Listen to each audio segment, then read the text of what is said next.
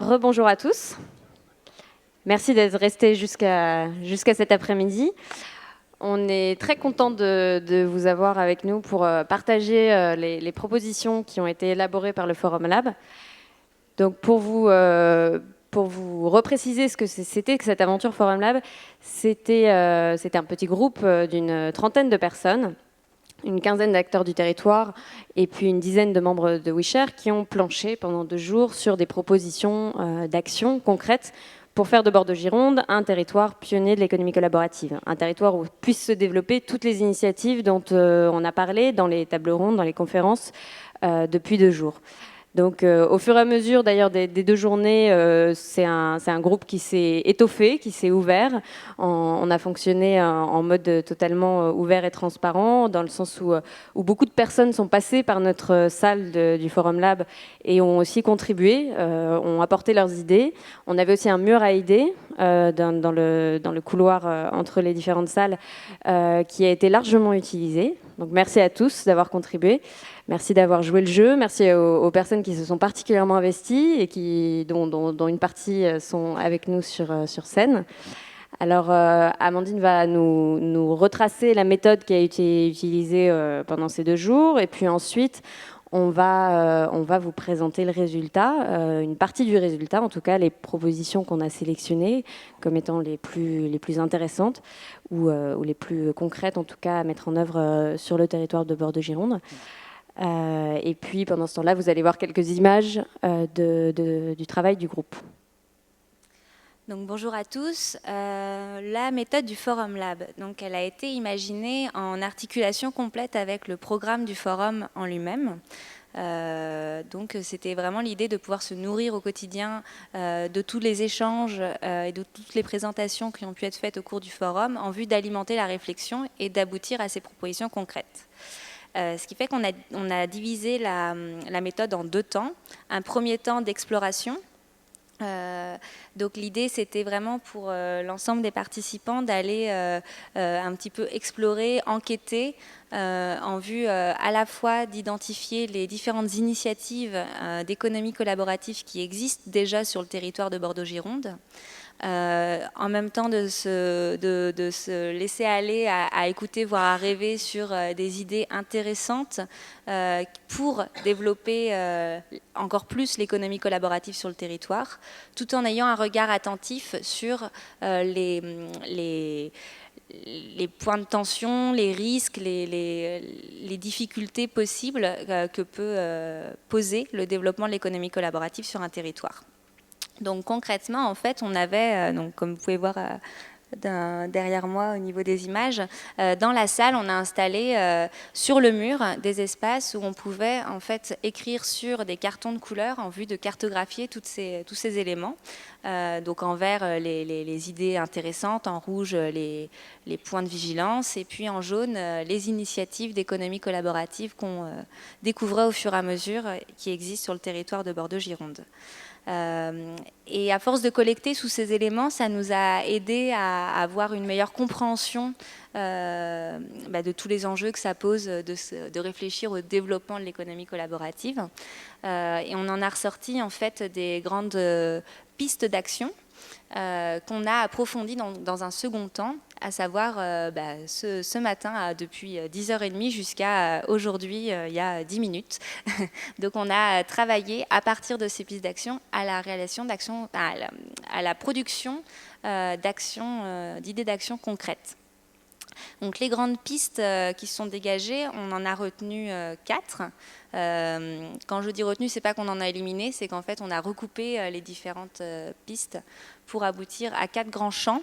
Un premier champ qui concernait les collectivités en elles-mêmes, comment rendre le fonctionnement interne des collectivités plus collaboratif. Un deuxième champ qui interrogeait le soutien aux initiatives citoyennes, donc comment les collectivités peuvent soutenir toutes ces initiatives. Un troisième champ sur le réseau, la circulation des ressources, l'interconnaissance, les lieux, comment est-ce qu'on favorise l'interconnexion de toutes les personnes, de tous les acteurs qui s'intéressent à l'économie collaborative. Et un dernier sur l'information, la formation, la sensibilisation, finalement l'éducation à l'économie collaborative des différents acteurs du territoire. Donc voilà un petit peu pour la méthode. Donc un premier temps d'exploration extrêmement ouvert, plus individuel, où on faisait des allers-retours entre les différentes conférences et panels, et puis des temps de réflexion, et un deuxième temps un peu plus à huis clos de coproduction d'idées et d'actions concrètes. Je ne sais pas si j'ai oublié quelque chose. On l'a vu sur les images aussi, un temps d'échange et de rencontre avec des porteurs de projets d'économie collaborative du territoire hier soir.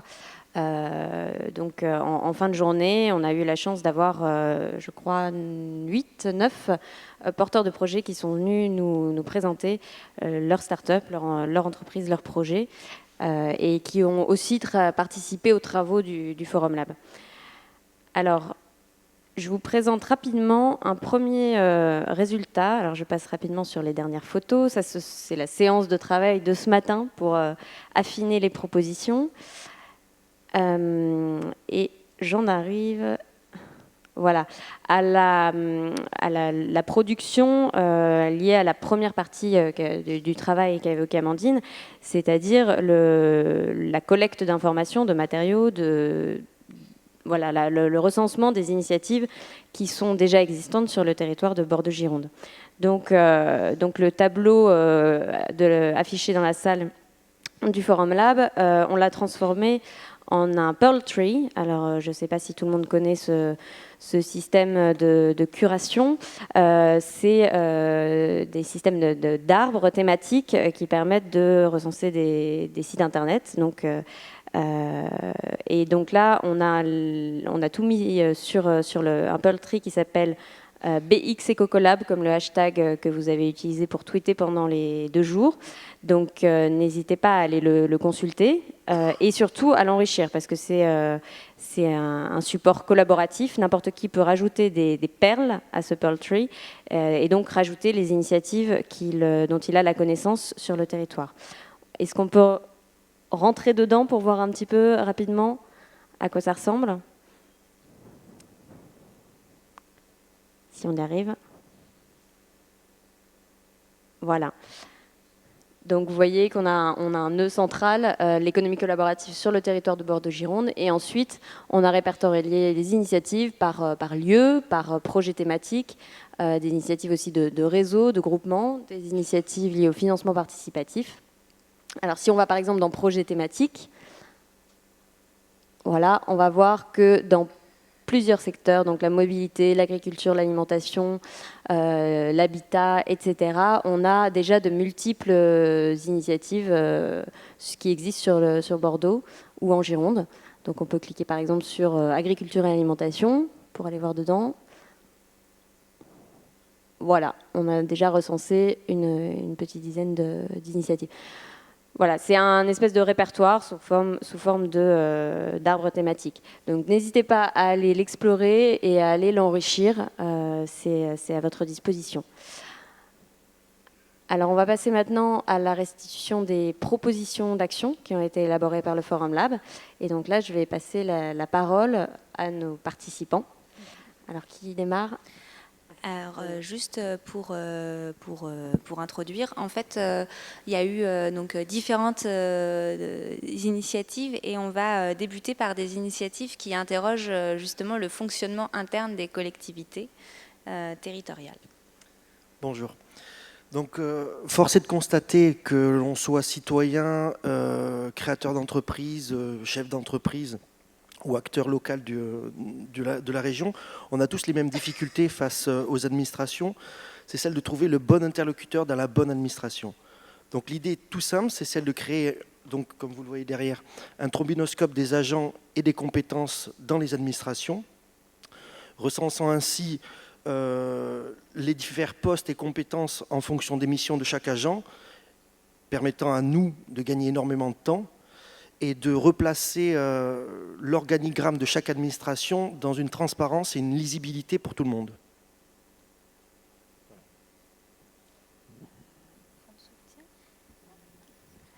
Alors une deuxième initiative qui interroge... Voilà, donc une seconde... Voilà, donc une seconde idée qui est venue du constat que dans les collectivités territoriales ou dans les administrations en général, les employés travaillent de façon assez cloisonnée, hein, puisque les espaces sont souvent divisés en simples bureaux, il y a assez peu d'open space. Et donc l'idée, c'est de créer au sein de ces administrations, à l'usage à la fois des employés, des fonctionnaires, mais aussi de leurs partenaires, qu'ils sont conduits avec qui ils sont conduits de travailler de façon très régulière, de créer des espaces de travail partagé, de coworking, des espaces où on se sente bien, où on peut pendant 1 heure ou 2 aller travailler avec quelques collaborateurs ou avec des partenaires extérieurs qui viendraient nous visiter, de façon à favoriser les rencontres entre collègues ou entre personnes qui viendraient de l'extérieur. Voilà, donc création d'espaces de coworking au sein des administrations, c'est vrai que c'est une idée qui n'a, à notre connaissance, jamais été abordée. Donc ensuite, on s'est posé la question de comment les collectivités territoriales peuvent aussi soutenir l'économie collaborative en développant des nouvelles actions. Et du coup, là, on sort un petit peu de l'administration et on ouvre les ponts avec les citoyens. L'économie territoriale vote des budgets tous les ans. On s'est dit, et pourquoi ne pas laisser une part de ces budgets non octroyés au départ, avec en face, ouvrir aux citoyens les différentes possibilités qui s'offrent en face de ces budgets. Et finalement, ce serait aux concitoyens de voter l'octroi de budget pour soutenir tel ou tel projet. Voilà, ce qui serait un lien fort entre les administrations, les élus et les concitoyens. Et puis ensuite, des initiatives un peu plus structurantes sur le territoire pour soutenir et porter également l'économie collaborative. Donc, notamment une plateforme. Oui, voilà, c'est ici. Foncier. Oui, donc on a voulu aussi réfléchir sur les lieux où pourraient se retrouver les différents acteurs et on a réfléchi sur mettre à disposition des espaces qui seraient peut-être sur du foncier public pour différents acteurs tels que des entreprises, des entrepreneurs, des porteurs de projets, des salariés en télétravail, pourquoi pas des simples citoyens. Alors après, on peut appeler ça comme on veut, ça peut être du coworking, ça peut être du tiers-lieu, ça peut se nommer différemment, dans une logique de liens horizontaux et non plus une logique de cluster, c'est-à-dire on a réfléchi sur le fait que la pluralité allait créer de la diversité et allait créer de la collaboration. Ces lieux, on pourra en trouver sur différents lieux du territoire pour un peu mailler le territoire de la Gironde et de la Cube. Ces lieux nous permettraient de mutualiser des moyens, que ce soit tout ce qui concerne par exemple l'administration, tout ce qui est, pour faire le lien un petit peu avec les ateliers d'hier, ça serait pourquoi pas des groupements d'employeurs qui pourraient fournir aussi des salariés à ces structures, pourquoi pas des coopératives d'activité et d'emploi qui fourniraient des services. Et surtout, on a pensé au fait qu'il fallait animer ces lieux, c'est-à-dire qu'il va falloir un animateur ou des animateurs pour que le collectif puisse continuer à vivre et à générer de la collaboration et de la coopération entre les acteurs. Voilà. Et tout ça, bien sûr, dans un seul but, c'est de créer de l'enrichissement, que ce soit économique ou personnel.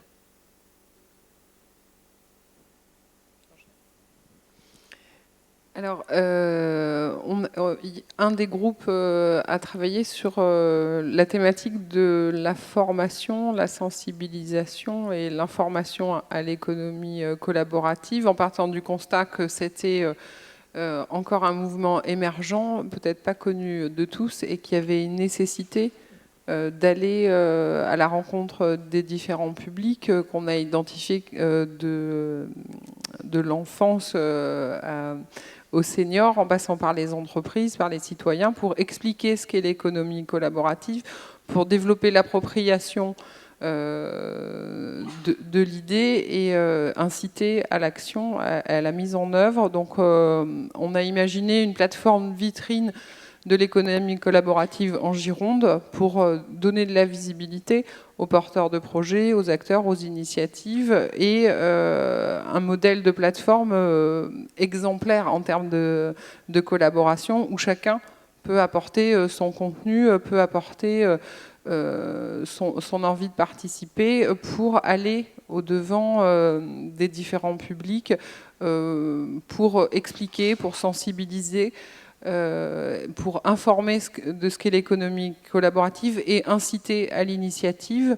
On a évoqué notamment les structures d'accompagnement à l'entrepreneuriat pour leur donner des outils d'explication de ce qu'est l'économie collaborative, qui est une voie d'entrepreneuriat également, aller vers les jeunes publics qui nous paraissaient importants en termes d'effet de levier sur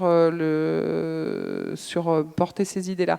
Donc on l'a matérialisé au travers de cette plateforme vitrine, auquel on y a associé l'idée d'éducation populaire et de biens communs autour du sujet d'économie collaborative, que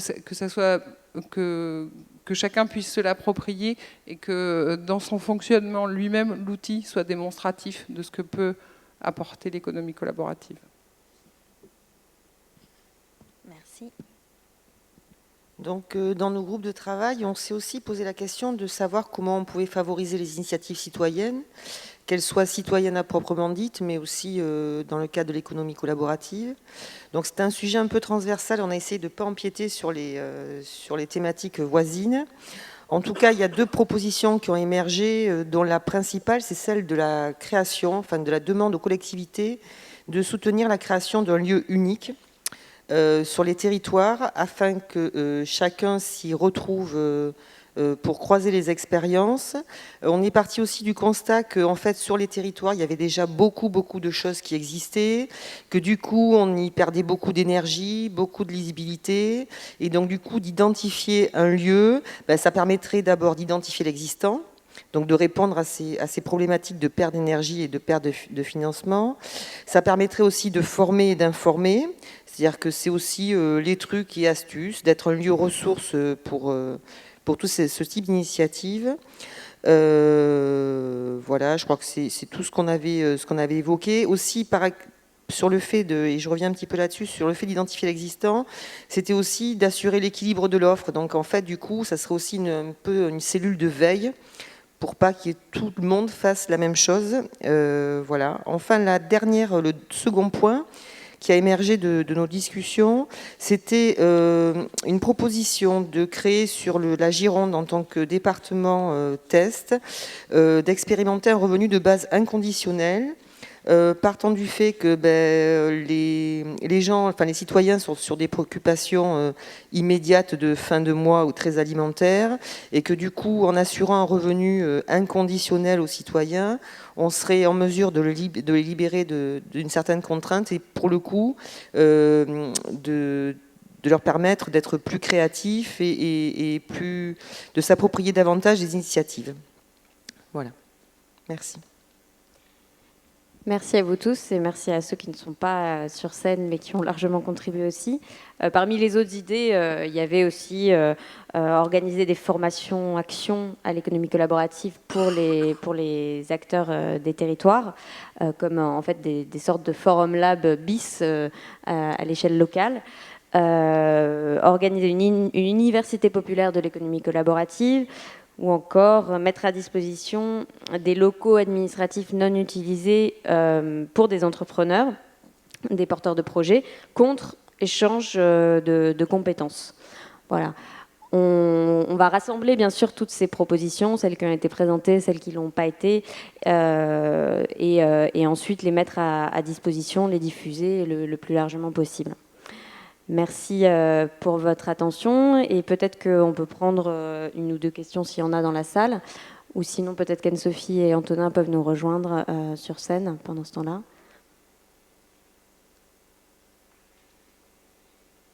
Ah, voilà un peu de lumière. Est-ce qu'il y a alors, on va essayer de rester plutôt dans de la précision, si certaines idées qui ont été présentées ont été pas tout à fait bien comprises, etc. Je vois une main se lever là, voilà. Alors c'est pas forcément une précision, mais juste savoir du coup comment ça va se passer dans la mise en œuvre. Est-ce que vous restez sur le même groupe de travail? Est-ce que vous allez vous appuyer sur déjà les acteurs qui ont été autour de la table pour mettre en œuvre ces actions-là? C'est une bonne question. Je pense que déjà les acteurs, les collectivités qui ont été à l'origine de ce forum et donc à l'origine aussi du Forum Lab, qui ont porté cette initiative, vont être à l'écoute et peut-être continuer le travail. Et nous, on est tout à fait prêts à le continuer avec eux. Et je pense que tous les participants aussi. Donc la CUB, le Conseil général, on a d'ailleurs eu quelques élus de ces deux collectivités avec nous sur la dernière phase d'élaboration des propositions. Et puis, bien sûr, c'est un processus qui reste ouvert, c'est-à-dire que si d'autres personnes souhaitent venir enrichir ce travail, elles sont évidemment les bienvenues.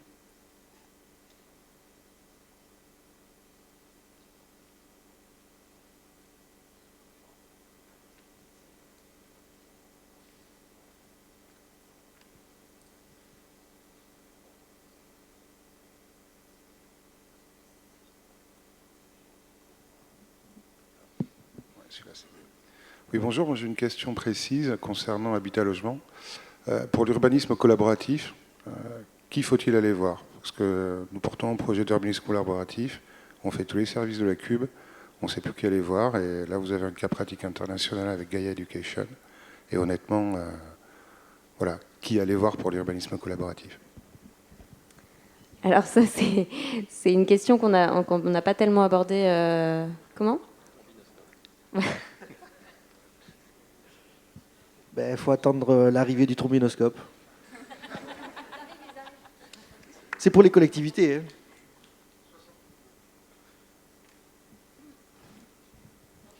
Je peux apporter un début de réponse. Éventuellement, j'ai un projet d'habitat coopératif aussi.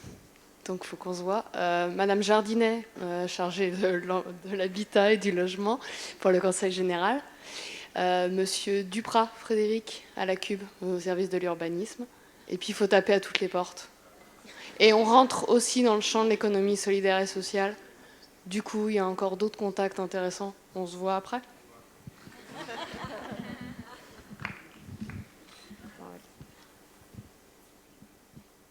Est-ce qu'il y a d'autres questions ou d'autres annonces ou d'autres demandes ou propositions de collaboration? On a à peu près 10 minutes avant l'arrivée des élus pour la clôture. Donc, oui. Profitons de cet espace ouvert. Oui, une question sur votre proposition de lieux, plutôt de lieux partagés. Les discussions que vous avez eues à la recherche de locaux disponibles où des gens pourraient se retrouver, vous disiez que ce n'était pas que des travailleurs freelance en côte à côte. Est-ce que vous avez pu développer, c'est-à-dire que ce n'était pas non plus des clusters, est-ce que vous pouvez développer la réflexion que vous avez eue collectivement? Oui, l'idée déjà c'était d'avoir des lieux multiples, qui ne soient pas des grosses machines, mais que dans ces lieux on puisse trouver effectivement à la fois je dirais des entreprises, donc des petites entreprises, on pourrait trouver des salariés en télétravail, on pourrait trouver des entrepreneurs qui travaillent là sous des formes diverses et variées et qui en fait auraient des bureaux à disposition, auraient des salles éventuellement pour se réunir et auraient surtout des lieux de convivialité où ils pourraient se retrouver pour échanger, pour acquérir des compétences, pour mutualiser des choses. Après, tout reste à construire et peut-être qu'on peut trouver des lieux disponibles dans les campagnes aujourd'hui qui ne servent plus. Dans les villes, il y a peut-être du foncier à dégager pour créer ces lieux. Je pense qu'il y a beaucoup de choses, il y a beaucoup de réflexions à mener, quoi. Je pense qu'on n'en est qu'au début. Je ne sais pas si j'ai répondu à la question.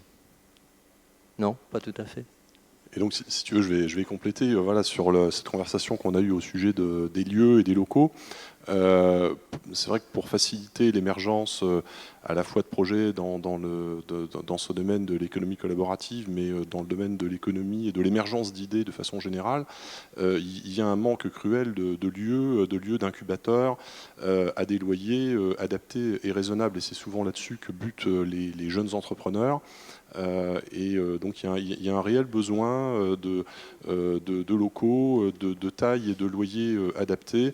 Et donc l'idée, c'était d'envoyer ce signal aux élus de façon à faire émerger autant que faire se peut dans les territoires des lieux où on peut accueillir de jeunes entrepreneurs à des loyers raisonnables.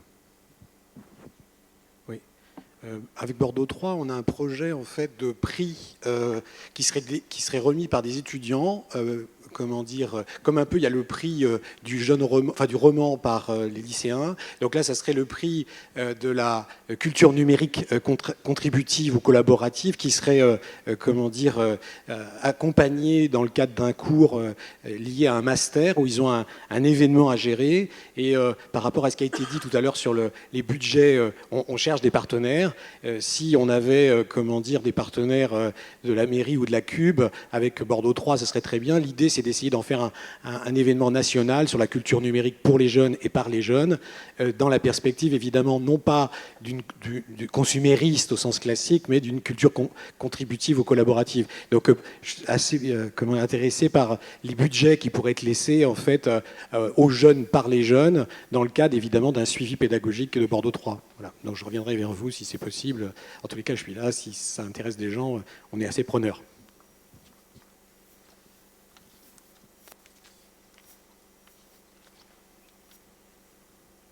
Alors, je reprends la parole. En plus de la coopérative d'habitants, on a aussi un projet de tiers-lieu d'activité, mais qui sort complètement du numérique, ce qui est souvent le cas des tiers-lieux existants. Et on voudrait se tourner plutôt vers l'économie solidaire et sociale, mais qui fait aussi appel à la mutualisation de locaux, les charges, et puis aussi à de la mutualisation immatérielle pour créer des synergies entre les différents acteurs qui pourraient porter des... Voilà, moi j'ai un projet de point de vente solidaire et coopératif, mais il y a une autre personne qui voudrait faire un pôle d'aide aux aidants de manière collaborative, coopérative. Enfin voilà, les deux mots, je ne sais pas s'ils sont équivalents, synonymes ou pas. Nous, on utilise plutôt celui de coopérative. Et il se trouve que justement la question du foncier, du prix des loyers, est une question importante pour nous. Et pour le moment, la seule solution qu'on envisage, c'est que la coopérative d'habitants achète à la fois le foncier pour construire son habitation, mais aussi en fait une partie du foncier pour construire des locaux pour ces entreprises, de façon à mettre le foncier à l'abri de la spéculation immobilière et donc de permettre une pérennisation de ces entreprises. On a longtemps imaginé que l'économie solidaire et sociale, c'était des tremplins pour la réinsertion professionnelle, etc. Ça peut être le cas, mais c'est avant tout des entreprises donc, qui doivent envisager de durer, d'être dans le quartier pendant longtemps si possible. Et donc voilà, par rapport à cette question du foncier, effectivement, c'est très compliqué vis-à-vis des collectivités locales de montrer de leur demander de l'aide financière. Ils comptent beaucoup sur nous, sur nos finances pour le faire. Et or, ça existe en Angleterre, mais il y a des organismes qui décident du prix du mètre carré en fonction de la destination des projets. Et je crois que c'est une question qui est vraiment intéressante. Sur la Cube, il y a ce qu'ils appellent les domaines qui sont faits pour ça et qui peuvent permettre à la Cube de faire une ristourne sur le prix du foncier. Mais au niveau de la mairie, par exemple, il n'y a rien. Et donc, je pense que cette question de la destination des projets, qu'ils soient environnementaux, de l'habitat, on est quand même sur des terrains qui, normalement, devraient être résolus par les collectivités locales. Et là, on fait beaucoup de travail à leur place. Et pourquoi pas? Moi, ça me plaît bien d'avoir la main sur tout ça. Simplement, ça peut être intéressant qu'il y ait une contrepartie, une vraie réflexion sur, OK, ce projet-là, il va être porté par des gens. Qu'est-ce qu'on peut faire en échange pour les aider? L'idée, c'est quand même bien de ne pas nous enrichir, puisqu'on ne pourra pas revendre nos logements. Donc du coup, est-ce qu'il ne peut pas y avoir en contrepartie une aide au démarrage de la part des collectivités locales? Enfin, je vais prendre la parole, là, même si je ne suis pas directement concerné, mais peut-être que demain, on pourra peut-être aussi réfléchir différemment. C'est-à-dire que quand du foncier est porté par le public, pourquoi pas imaginer, s'il y a des projets collaboratifs dessus, de faire des baux amphithéotiques ou ce genre de système qui existait et qu'on ne voit plus beaucoup, quoi. C'est-à-dire que le foncier resterait au public et il récupérerait les bâtiments au bout de 50 ans, 60 ans, 70 ans, quoi. Et leur foncier.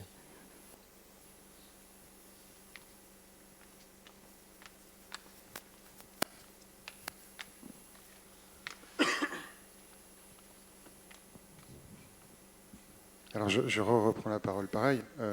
Moi je vous rassure, même en payant le foncier au prix normal avec une économie de la construction, vous pouvez très bien accueillir de l'habitat coopératif au sein d'un projet d'urbanisme, mais le problème c'est bien le foncier.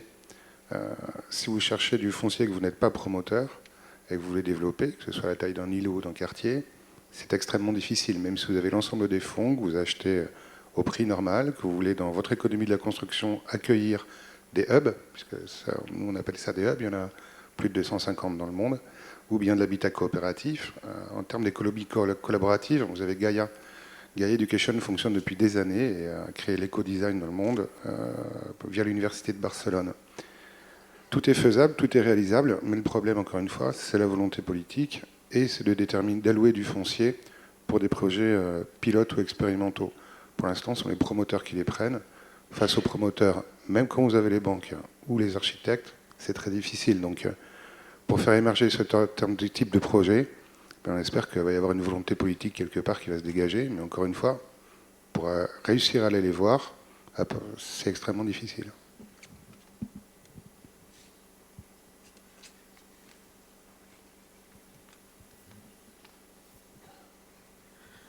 Moi, je voudrais rebondir sur la plateforme Vitrine. On a vu qu'il y avait énormément d'initiatives, qu'elles soient personnelles, de collectivités, d'associations, d'entreprises, que ce soit à Bordeaux ou ailleurs. La question que je me pose, c'est par rapport à la visibilité et la communication. On a l'impression que la consommation collaborative est une bulle, qu'il y a certaines personnes qui sont concernées et qui ont la connaissance, mais qu'il y a 60-70% de la population ou du citoyen lambda qui peut-être n'en a jamais entendu parler. Donc est-ce qu'à un moment donné, dans votre forum-là, vous avez pensé à un moyen de communiquer sur tout ce qui a pu se faire sur ces 2 jours par rapport à tout ce qui se passe autour de la consommation ou de l'économie collaborative? Je ne l'ai peut-être pas exprimé assez clairement tout à l'heure, mais effectivement, la plateforme Vitrine, c'est l'outil, si je puis dire, plus le canal, la fonction support, qui doit aider à la pollinisation de l'économie collaborative. Mais l'idée associée, c'est effectivement une université populaire, un système d'éducation qui soit diffusé par tous, qui ne soit pas la propriété de la collectivité ou du porteur de projet, mais qui effectivement aille au-devant de tous les publics pour faire connaître l'économie collaborative, pour aider à la compréhension, pour éviter l'écueil qu'a monsieur aujourd'hui, effectivement, d'incompréhension et puis d'état des lieux qui fait que les projets qui sont innovants et qui relèvent de l'économie collaborative sont parfois bloqués. Donc on se dit, en favorisant la sensibilisation, la formation, l'éducation à cette nouvelle forme d'économie, on peut faire être levier sur les projets et vraiment polliniser tous les publics possibles et imaginables sur les enjeux de cette nouvelle économie. Et en termes de médiation, je pense aussi à une autre initiative qui a été, enfin une autre proposition, une autre idée qui a été évoquée tout à l'heure quand on a mis en commun les idées de chaque groupe. C'était celle de bornes d'affichage dans les lieux publics ou les lieux de passage, qui serait finalement l'équivalent non numérique des plateformes d'échange dont on a pu parler depuis 2 jours. Pour pouvoir toucher un public qui est encore éloigné des outils numériques.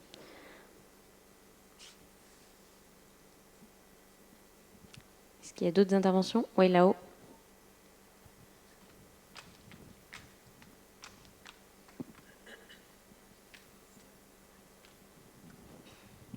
Bonjour.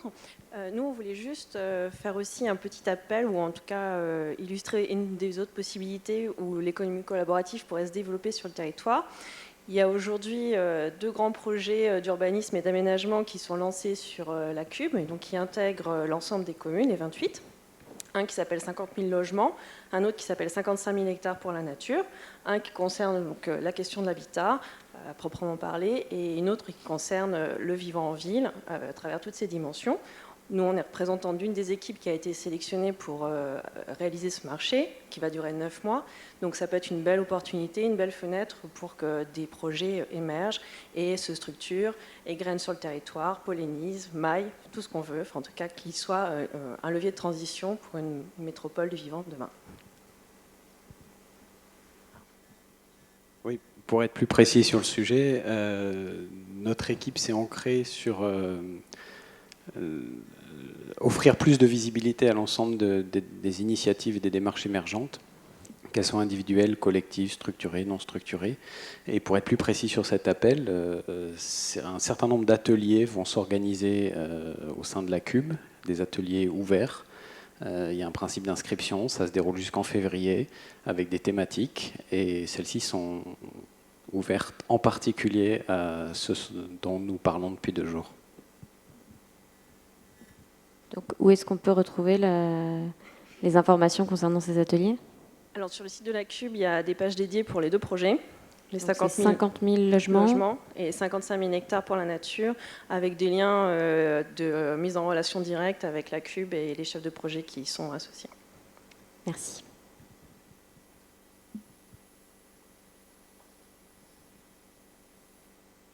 Oui.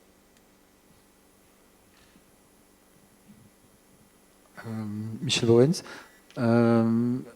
Est-ce que vous avez pensé aux bibliothèques publiques et un rôle éventuel que les bibliothécaires peuvent jouer pour justement stimuler le flux d'informations et éventuellement même plus que ça?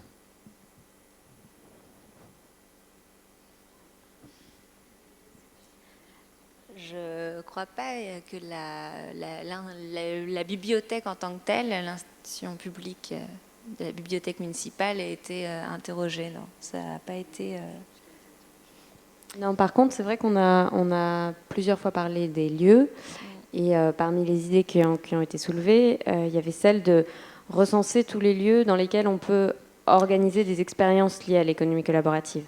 Donc, pas forcément créer de nouveaux lieux, même si ça peut être un besoin, par exemple pour les entrepreneurs, etc.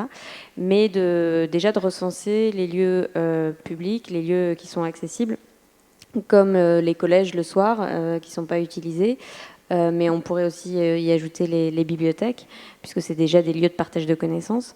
Et d'organiser des expériences liées à l'économie collaborative, parce qu'on se disait que c'était une des meilleures manières de découvrir les initiatives, c'était de les expérimenter.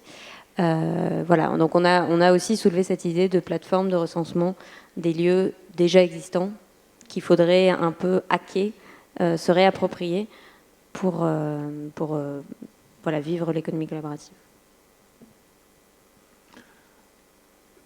J'ai été frappé au cours de ce forum par le peu d'expériences étrangères qui ont été évoquées. J'ai entendu beaucoup de choses qui se sont passées en France, mais vous êtes à la recherche d'idées. Or, il y a des pays qui sont nettement plus en avance que nous sur toutes ces questions. Je connais une ville en Hollande où effectivement, par exemple, puisqu'on vient de parler de bibliothèque, on a fait la bibliothèque avec les enfants, avec les adolescents, avec les adultes, dans la mairie. La mairie est entièrement transparente. Quand on a la bibliothèque, on voit ce qui se passe dans le bureau du maire.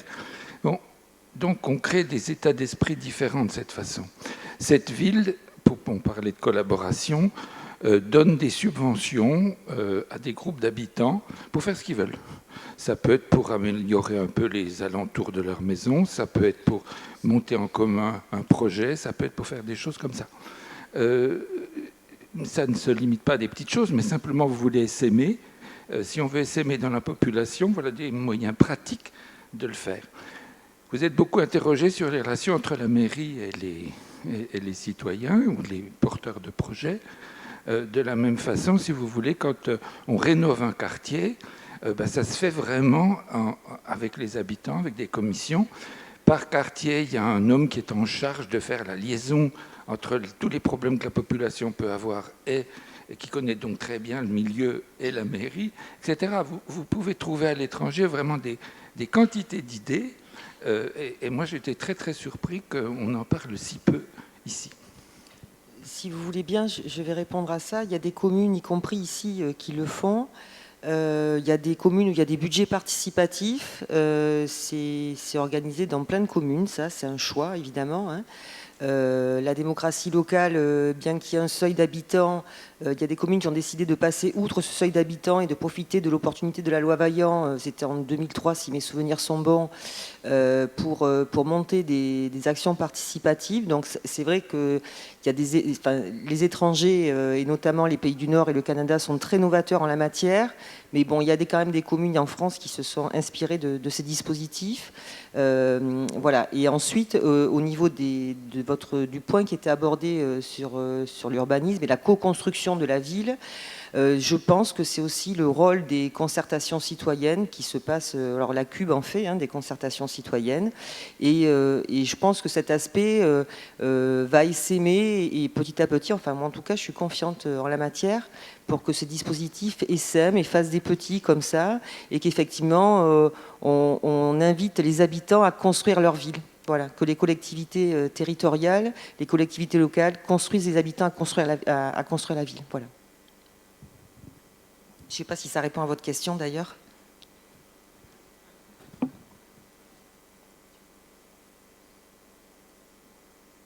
D'autres interventions ?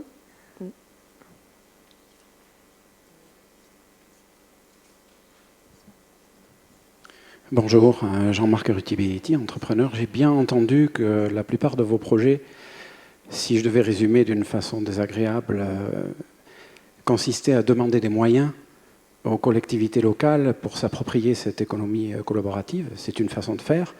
Est-ce que dans vos discussions, vous avez pu entrevoir le fait de profiter du secteur privé par lui-même, par les collectifs d'entreprises qui existent déjà, dont certains d'entre vous font partie, par les clubs d'entreprises, et ainsi de suite. Autrement dit, prendre la partie collaborative et la partie économie de façon privée qui existe déjà et bâtir dessus.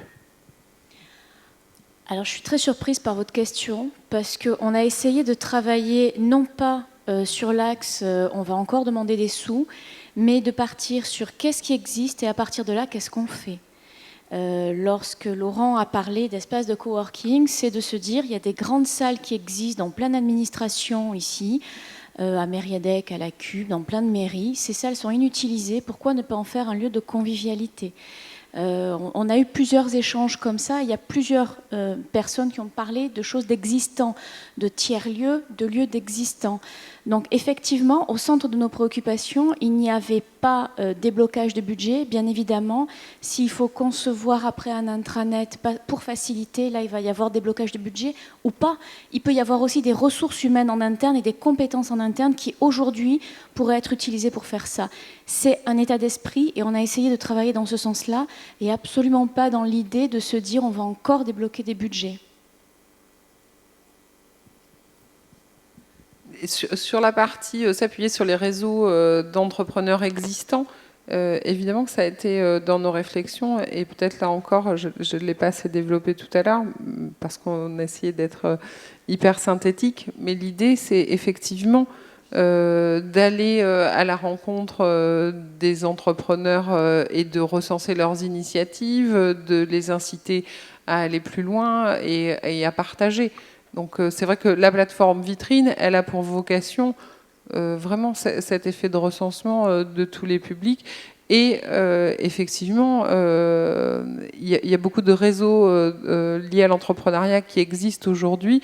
Et notre proposition, c'est d'aller vers eux et de les impliquer dans ce mouvement-là. Et non pas de faire quelque chose en parallèle de ce qui existe déjà, parce que je pense que ça n'aurait pas de sens et qu'il faut que ce soit effectivement partagé et que ça devienne une pratique, même pour ceux qui aujourd'hui font de l'entrepreneuriat traditionnel, on va dire, non pas pour le mettre en opposition à l'entrepreneuriat collaboratif, mais juste pour illustrer le fait qu'effectivement, c'est une voie de progrès, c'est une voie de développement, et le considérer en tant que tel, et que l'économie collaborative prenne le poids qu'elle a à prendre dans l'économie future.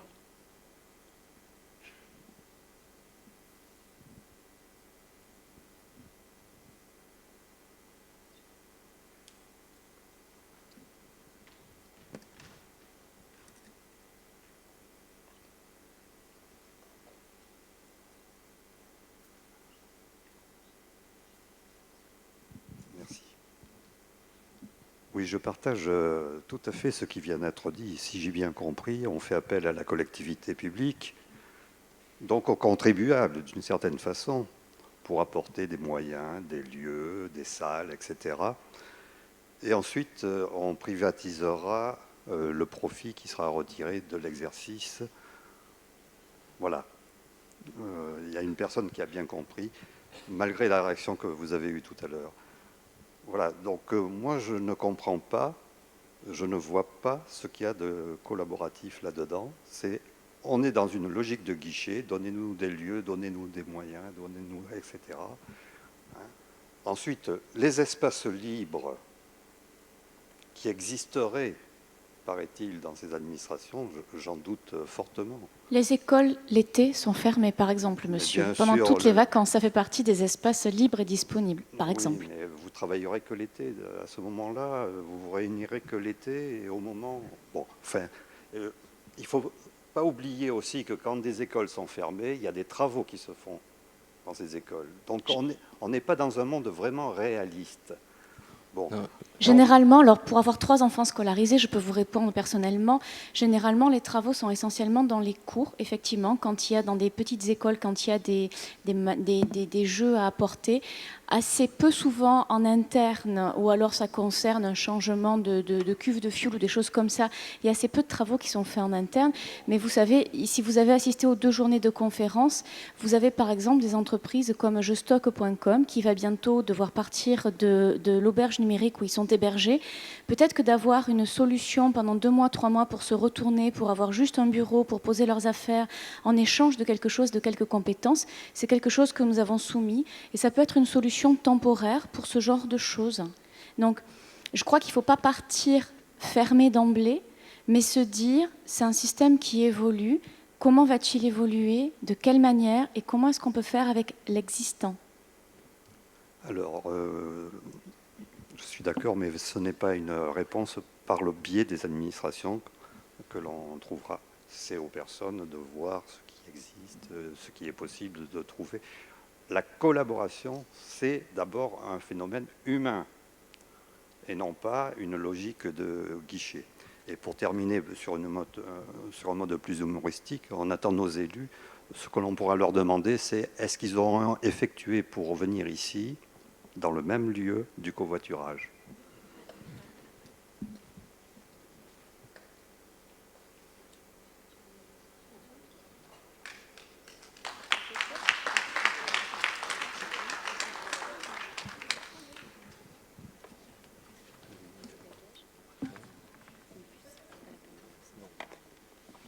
Merci.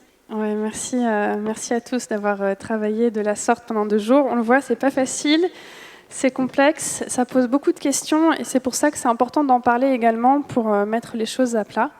Donc en effet, un petit peu de retard pour Jean-Luc Glaise et Vincent Feltès. Donc du coup, on va en profiter avec Antonin pour faire un petit point, parce que Antonin, ça fait, on travaille sur ces sujets depuis aussi longtemps tous les deux. Et toi, récemment, tu t'es pas mal baladé à San Francisco, tu as été en Amérique latine aussi, à Londres. Et peut-être que tu pourrais nous parler de ce que tu as observé très récemment et comparer avec tout ce qu'on a pu aborder pendant ces 2 jours. Oui, alors déjà je voulais rebondir sur l'échange qui vient d'avoir lieu.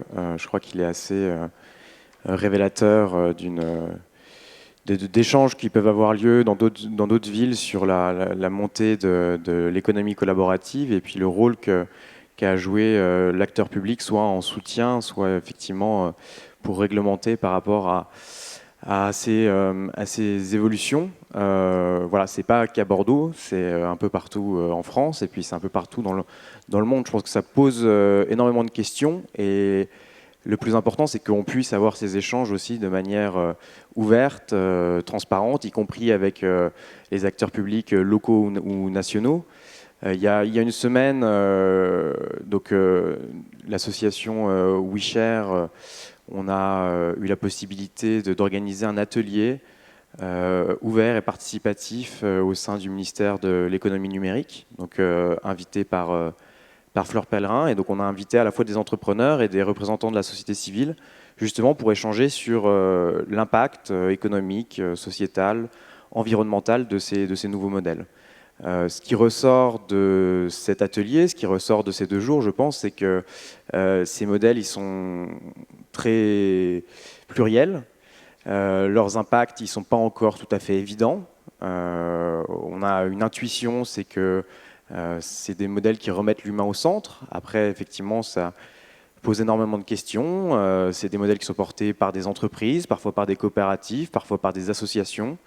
Cette économie numérique, elle se développe à une vitesse prodigieuse, donc elle oblige finalement chacun de nous à repenser finalement notre vie au quotidien aussi à l'aune de ces nouveaux modèles. Moi, mon sentiment, c'est que ces 2 jours, ils ont déjà une importance, c'est d'avoir pu poser pour la première fois ces questions ici sur le territoire girondin. C'est la première fois vraiment qu'en Europe, une collectivité locale s'empare de ces questions. Et je trouverais ça intéressant qu'on puisse prolonger ces conversations, pas simplement une fois par an lors d'un grand événement comme celui-là, mais plus régulièrement. Donc pourquoi pas vous réunir régulièrement à Bordeaux ou dans d'autres villes localement, justement pour se dire concrètement ces modèles collaboratifs, participatifs, comment on pourrait s'en emparer pour transformer notre ville, notre village, notre région.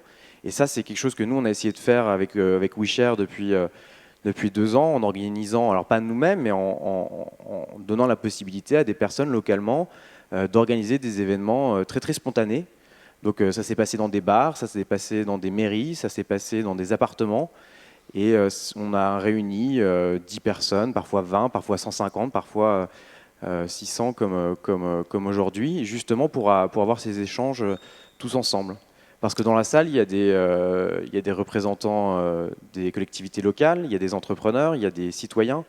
Et ce dont on s'est rendu compte ces 2 dernières années, c'est que c'est en ayant ces conversations tous ensemble, avec chacun nos démarches, nos perspectives sur ces modèles, qu'on peut peut-être essayer de construire finalement ce monde collaboratif que j'ai l'impression on aspire tous de nos voeux. Oui, ce Tour de France, c'était en décembre dernier. Enfin, en tout cas, vous étiez passé à Bordeaux en décembre.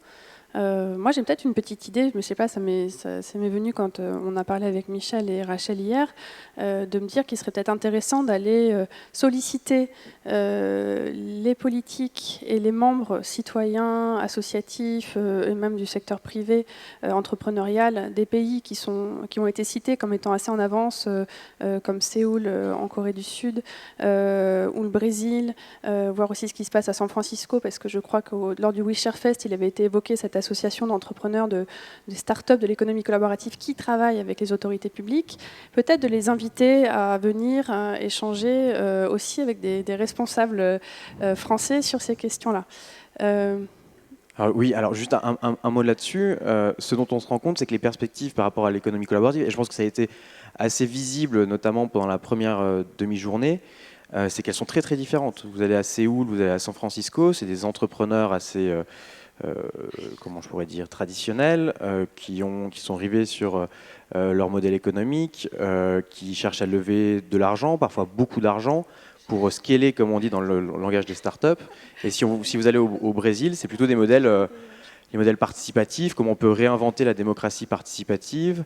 C'est ça qui est vraiment mis au centre des échanges et des conversations.